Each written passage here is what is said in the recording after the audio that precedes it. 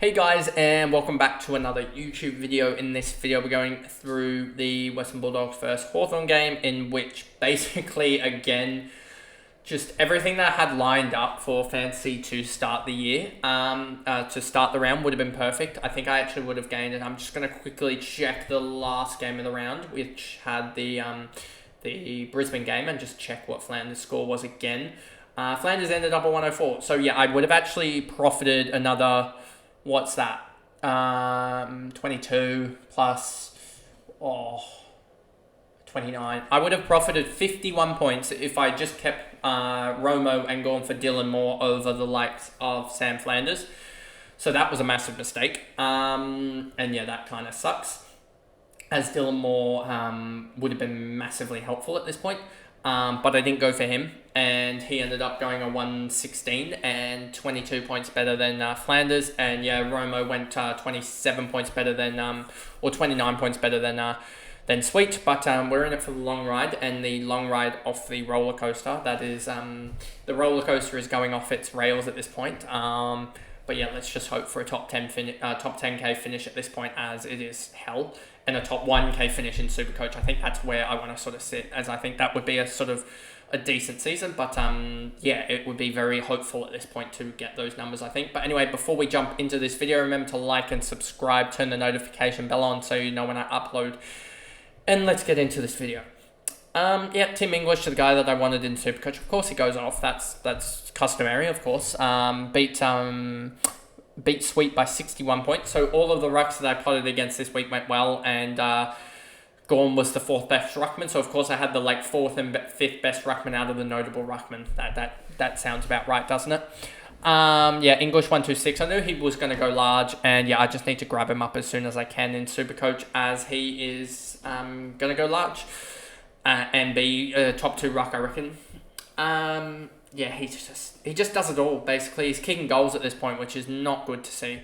But I mean, Western Bulldogs lost, so hopefully Bevo's out sometime soon, as he's just blaming everyone but himself at this point, it seems, from what I can see. Trelaw 115, he was pretty good as well, 33, 14, 36, 32. He's been actually really, really good this year, but you just couldn't go for him, just in the case that he was getting old and no one was going for him. So if you got it wrong, then it was going to be almost a season ender. So the risk was just way too high at that point to go for him. Dale 105, thought he did really well, but they chucked his roll around, and then yeah, that happened. So, what does he look like when Bevo doesn't chuck the roll around? I think he is a top line defender. But when he doesn't get the roll, when he does get the roll chucked around, as you can see here, 30 points and a half. It is just so volatile at the moment with Western Bulldogs that I know he may do. Let's put it this way. I think there's a 50-50 chance that he's a top 6 defender. But I don't want to risk it. Because I'd rather not risk it and go for a guy that, say Bailey Dale, you expect him to average 105 for the rest of the year, but there is a 50% chance that he averages 90 because of Bevo. I'd rather go for a guy that I'm confident will average 100 to 102 and maybe be 3 points worse, 3 to 5 points worse. But I know he's going to average that, most likely, where like a 90% chance of doing it. Whereas Dale, it's like a 50-50. That I'm confident in him actually scoring well, as his position just gets changed with Ed Richards being in and around the midfield, and whether he's back in the back line, etc. So I would just rather take the 3-point loss and have certainty rather than create almost another spot fire, potentially. Bont 103, he's just been so disappointing this year, and even though he's going to be priced at, I think if he goes 120 for the rest of the year now, if I just quickly pull up AFL Fantasy, if he goes 120 for the rest of the year, I still think he's going to be very, very underpriced. As you see here, we just moved the magnets, move them around a little bit. There we go. He's averaging 101 for the year, 808. So he's got 15 games. Say he averages 120 for those 15 games. That's 1,800 points. Then plus the 808, divide that by 23, and you get him averaging 113, which is not value. So, yeah, if he holds 101 average, I'm picking him up at 900k next year. But if he starts to go crazy, then no thank you. But I still think that Bont Bont is going to most likely be value next year as well. So you may end up with a midfield of something other like Bont, Track, Oliver, and also Doherty next year. That is a massive chance for a midfield like that. And then just have 4 rookies, because the midfield class of the rookies looks very, very, very potential there.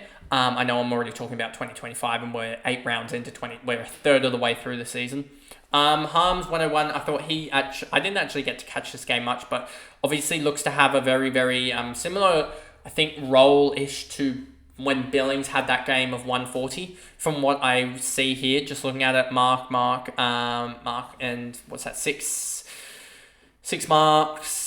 6 marks only, and so he actually did pretty well in general. Let me actually look at this. 6 marks, 7 tackles, 21 touches. I don't know if that's going to be sustainable though. So, and also he's in Bevo's side, so he could easily be in the 2s next week. Williams 79, Johannesson 73, Richards 72, McRae 66. Yep, it just sounds about right. He'll be sub next week, knowing that. So yeah, watch out for that chaos.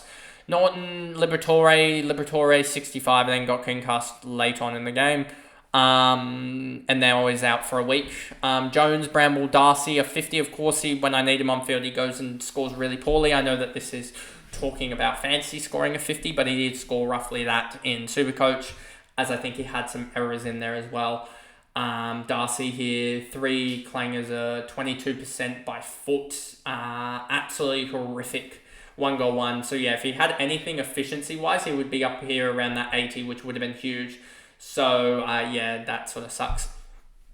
Karmas, Garcia, Vandermeer, Gallagher, Baker, Ugelhagen as well at 30. I think he kicked a goal and a goal behind. 2 goals, 1, and he still ended up on a 30. 1, 2, 3 free kicks against. That's the reason why. And then Clark and O'Donnell on a 15. Then we move over to Hawthorn. Impey 126, absolutely huge. Getting that sort of defender, distributing defender role that we thought the likes of Amon would get. Amon's been really disappointing this year, and goes to, I guess, the thought of not everyone's going to hit on, and that sort of, you know how we always have this debate about Grundy and Sherry. We'll look at the Holmes, Martin, and also the Amon debate, and how that sort of fizzled out. So, So it just shows that we don't know exactly what's going to happen, and sometimes going for the higher priced guy and being able to switch off them is almost better than just going for the lower. Also Nick Martin also had probably, I would think, a better history of scoring better, rather than like an Amon as well. So I think that sort of guided me in going for him, but and I'll always go for the history guy. But I think it just shows that going for guys that have little history and are lower priced is a danger to go to. As Amon, he just 3.4%, and it's just averaging 86 and just sort of around the same. Sicily ended up on 96 and he got injured. So yeah, it just shows his scoring potential. But man, he is so unders at this point.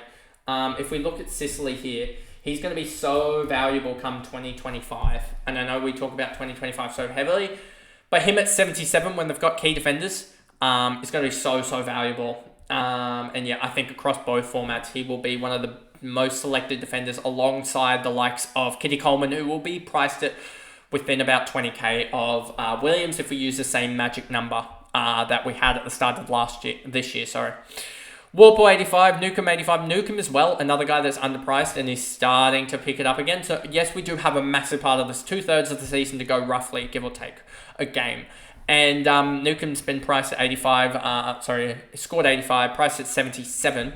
So he could be one as well that takes the natural progression route. Didn't take it this year, but could be a year later. So he's one to keep on a watch as well. Nash, Hardwick, Ginnivan. So yeah, this season, I know some people won't like it as well, that the approach that I might take in at fantasy at this point. Yes, I will still provide the the sort of fancy sort of trade targets, etc. But I will be sort of pointing out these for the guys that I'm just sort of noticing and putting on watch for 2025. One, because it makes those videos in the in January and February a lot easier to make because I'll have a list and a backlog. But two, it also just helps to sort of open your eyes up to guys that are probably going to be value and put them on notice so that you don't make as many changes as you do as you make sort of the 1,000 or 2,000 changes in preseason next year. Hard weekend of Amon McGuinness as well. He's been surprising given that he was a tagging role and he got, what did he get? Just 0 goals, 2 in this game. But yeah, he looks actually all right as a footballer. McDonald not taking the big leap. I hope he gets the midfield time that he probably deserves, even though he kicked 3 goals in this game. He had a huge game and he only got a 70, so sort of shows he's capped at that role that he has. Gunston, Deer, Scrimshaw, Weddle, and D'Ambrosio got off early here, and then, yeah, didn't do nothing after that. Got off to 14 in the first 14 minutes, and then pretty much nothing. And not injured, just nothing in the last quarter. I don't know what happened there. Day as well, he's going to be severe. Someone posted, when I posted this this thing as well here, if I just go here, to here as well. Someone posted this as well saying, where is it here? Will Day, this washed here, this guy here, posted Will Day will be very cheap. And I didn't take a notice because I thought, oh yeah, Will Day price at like 70 or something. He's not, you don't know, but he's had 2 games and he's 53 average. Those 2 games are going to impact him because that's, to get that back up. And yes, he will, say he averages 120 because we use that number because that's the huge number, which I don't think he will hit. 15 times 120, 1,800 more points, plus the 105 that he's got. Divide that by 17, I believe it is, and he'll average 112. So he's already probably got an 8 or so game. Well, you can actually take it because whatever he averages, say he's got 110 average. Well, in these 2 games, he's got 105 divided by most likely 17. 105 divided by 17. He's probably got a 6 to 8 point value just off the back of these 2 games where he's slowly gotten back into it. So yeah, I could see it if he does average in the 70s or 80s. I could see that he maybe or gets another injury or something like that, but we do need him to get to the 10 games or else he does get that, he only gets a discount off of 2023's 95, which we don't want. So we want him to get to 10 games of roughly about 70 and then go and potentially fade out a little bit. But yes, Will Day, I think, is actually in that category a little bit after a 58 here. Morrison, Ward, Frost. Ward got a game of 46. He's been one that I've been surprised about, as well as Mackenzie as well. Mackenzie just not translating. It's annoying because he does have the skills. It's just not translating at the moment. But it is only, his 2nd year, so he can pick it up again. 3rd and 4th year breakout. And then Watson as well just came on, 22. Mr. Behind, I think a very gettable one here as well. So yeah, he's one that's just never going to be fancy relevant, I don't think. But anyway, that is pretty much the video there, going through the Western Bulldogs versus Hawthorn game, in which Hawthorn surprised us all. Got the win against Western Bulldogs, and arguably ended the Bulldogs season. I know that it is very early. They're 3-5, but they have a horrific run to come. Let's just check this here. They have... they've got Richmond, that should be a win, I would say. Then they've got Giants, Sydney, Collingwood, Brisbane. Then they've got Freo. They could easily enter the bye. 4 in 10? 4 in 10, their season's over.